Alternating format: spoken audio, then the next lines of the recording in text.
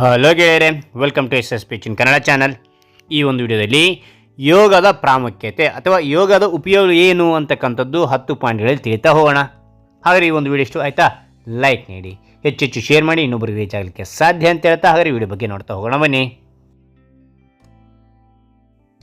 ಮೊದಲನೇ ಪಾಯಿಂಟ್, ಯೋಗ ಏಕಾಗ್ರತೆಯನ್ನು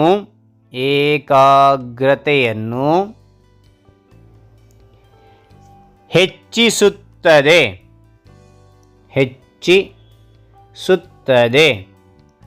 ಯೋಗ ಏಕಾಗ್ರತೆಯನ್ನು ಹೆಚ್ಚಿಸುತ್ತದೆ. ಎರಡನೇ ಪಾಯಿಂಟ್,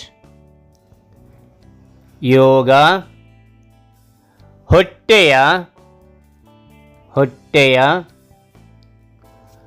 ಬೊಜ್ಜನ್ನು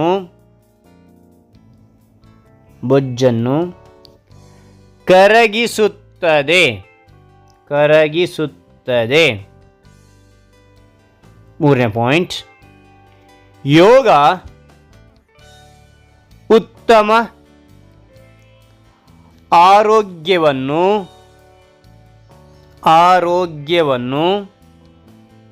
ಸ್ಥಿರವಾಗಿ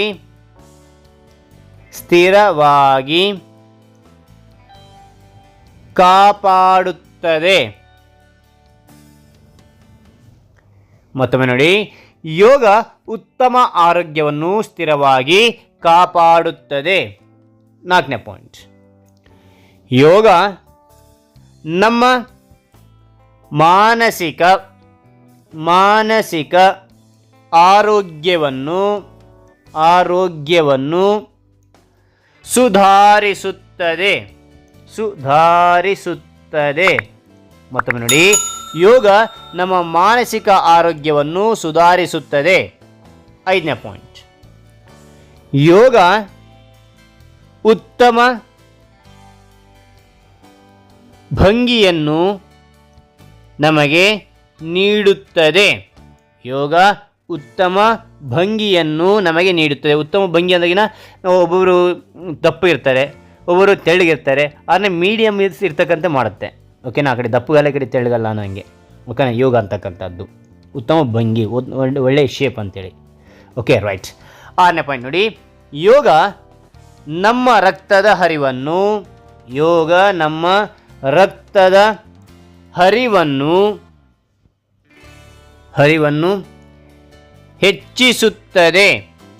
ಹೆಚ್ಚಿಸುತ್ತದೆ. ಯೋಗ ನಮ್ಮ ರಕ್ತದ ಹರಿವನ್ನು ಹೆಚ್ಚಿಸುತ್ತದೆ. ಏಳನೇ ಪಾಯಿಂಟ್, ಯೋಗ ನಮ್ಮ ಆತ್ಮವಿಶ್ವಾಸವನ್ನು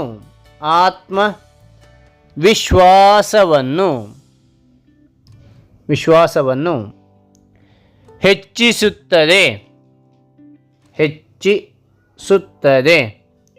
ಯೋಗ ನಮ್ಮ ಆತ್ಮವಿಶ್ವಾಸವನ್ನು ಹೆಚ್ಚಿಸುತ್ತದೆ. ಎಂಟನೇ ಪಾಯಿಂಟ್, ಯೋಗ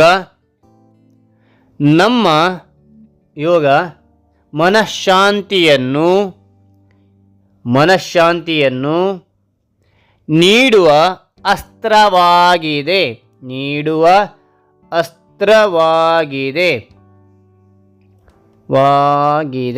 ಮತ್ತೊಮ್ಮೆ ನೋಡಿ, ಯೋಗ ಮನಃಶಾಂತಿಯನ್ನು ನೀಡುವ ಅಸ್ತ್ರವಾಗಿದೆ. ಒಂಬತ್ತನೇ ಪಾಯಿಂಟ್, ಯೋಗದಿಂದ ಮನಸ್ಸಿನ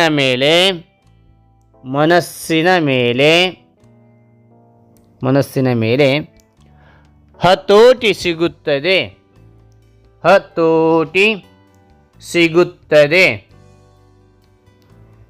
ಓಕೆ, ರೈಟ್. ಯೋಗದಿಂದ ಮನಸ್ಸಿನ ಮೇಲೆ ಹತೋಟಿ ಸಿಗುತ್ತದೆ. 10ನೇ ಪಾಯಿಂಟ್, ಯೋಗ ನಮ್ಮನ್ನು ಆರೋಗ್ಯವಾಗಿರಿಸಲು